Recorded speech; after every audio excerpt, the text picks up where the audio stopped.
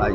দ্বিতীয় কথা এটো, আইনা আনা মাআকুম আইনা মা কুনতুম, যেখানে যাবে ওইখানে আমি সঙ্গে থাকব, আমাকে দূর করতে পারবে না।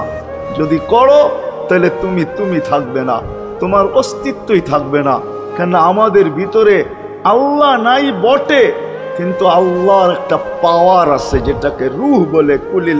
কুলির রূহ মিন আমরি রব্বি, আল্লাহর একটা পাওয়ার, একটা সিফত, সবচেয়ে শক্তিশালী পাওয়ার যেটা, ওটা আমাদের ভিতরে আল্লাহ ঢুকায় রাখছেন, যেটাকে আমরা রূহ বলি। কোরআনের ভাষায় রূহ বলে, বাংলা ভাষায় আত্মা বলে। যেটাকে আমরা আত্মা বলি ওটা আল্লাহর হুকুম ছাড়া কিছু না। আল্লাহ বলে ওটা মনে করে নাও আমি তোমার ভিতরে আছি, কেন এটা আমারই জিনিস।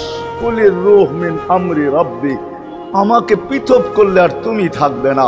তখন তোমার চক্ষু থাকবে আইন লা তানজুর, তোমার চক্ষু থাকবে দেখবে না। উদুন লা তাসমা, কান থাকবে শুনবে না। লিসান লা তান্তিক, জবান থাকবে কিন্তু জিহ্বা থাকবে কিন্তু বলবে না। আকলুন লা তুমাইয়িজ, তোমার মগজ থাকবে ভালো মন্দ বুঝবে না।